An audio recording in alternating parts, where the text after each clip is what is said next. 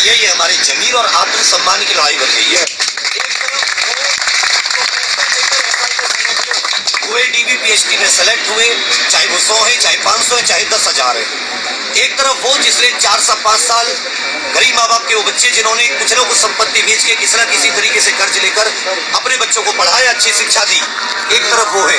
और उस मेहनती की सीट उसके सामने से और छाती ठोक कर बोल कर कि जो तुम पे उपड़े उखाड़ ले, एक पैसे देने वाले ने छीन ली। तो अब ये तुम्हारे उस आत्मसम्मान की लड़ाई है जिसके लिए गरीब हमेशा खड़ा होता है कि उससे कुछ भी छिन जाए, उससे उसका जमीर, उसका आत्मसम्मान नहीं छिने। मैं हर एक उस व्यक्ति से, उत्तर प्रदेश के निवासी, भारत के निवासी से, हर एक नागरिक से पूछना चाहूंगा कि क्या कल कोई किसी चौक चौराहे पर जा रहे हो और कल कोई इन्हीं में से फर्जी तरीके से भर्ती हुआ दरोगा आपको पकड़ के आप अपने परिवार के साथ हैं, आपको बेइज्जत कर देता है, उस दिन याद आएगा कि कोई तुम्हारे लिए 100-200 चौराहों पर उस पवित्र वर्दी को पहनकर देश के समाज का नाम गंदा ना करें। तब तुम्हें याद आएगी कि काश मैं वहां पर होना चाहिए था। ये भर्ती 2 स्टेज में शुरुआत से टेंडर से लेकर एग्जाम सेंटर तक इस भर्ती में हाई लेवल का भ्रष्टाचार हुआ है। ऐसा भ्रष्टाचार उत्तर प्रदेश के इतिहास में आज तक नहीं हुआ होगा और इतनी ज्यादा चुप्पी उत्तर प्रदेश के इतिहास में आज तक नहीं हुई होगी। 2017 का वो समय था, केवल एक जगह ऑनलाइन लीक हुआ था, केवल एक जगह एक फोटो आया था। भर्ती प्रक्रिया को रोककर पूरी जांच हुई तो पता चला कि हर एक centre UP STF, Amitabh yes उस समय एसटीएफ को लीड कर रहे थे।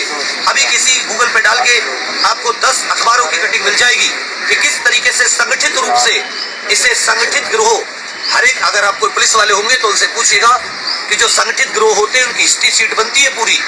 इन्होंने पूरे संगठित तरीके से लेकर टेंडर से और भर्ती के एग्जाम सेंटर तक, एग्जाम डेट तक, उसके बाद रिजल्ट और डीबी पीएचडी, उसके बाद नॉर्मलाइजेशन, हर एक चरण में जबरदस्त लेवल का भ्रष्टाचार हुआ है।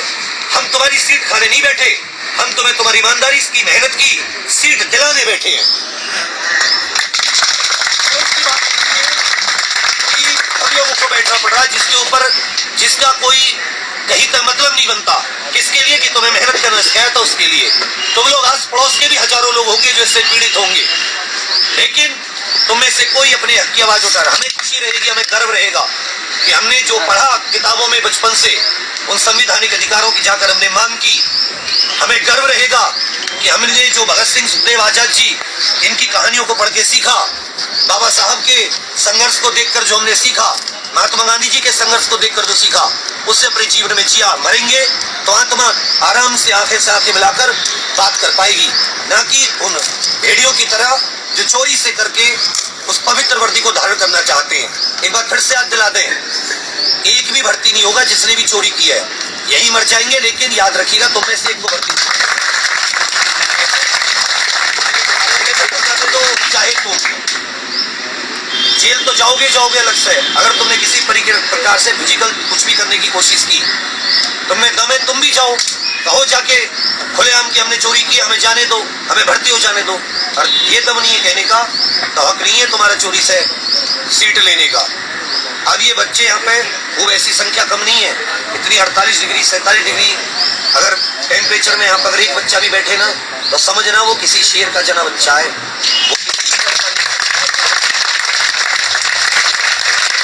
आज शाम 5 बजे, आज 17 मई शाम 5 बजे हम एक लाइव कर रहे हैं, उसमें बहुत तगड़े सबूत है शुरुआत से लेकर। वो सारे सबूत हमें पीडीएफ बना के आप लोगों को दे दिए जाएंगे, सब उस पर एक बार चर्चा कर लीजिएगा। लगे कि भ्रष्टाचार है तो कल सुबह यहाँ पे आ जाइएगा, नहीं तो कल हम लोग उठ जाएंगे। जब आप अपने लिए नहीं लड़ सकते तो तुम्हारे लिए हम भी नहीं लड़ सकते। ये फिर से बता रहा हूँ, बेवकूफ नहीं है जो यहाँ पे कुछ सबूत के आधार पे यहाँ पे खड़े होंगे। भ्रष्टाचार हुआ है जिसमें वही अधिकारी शामिल है जिन अधिकारी को जांच का अध्यक्ष, मैंने चोरी की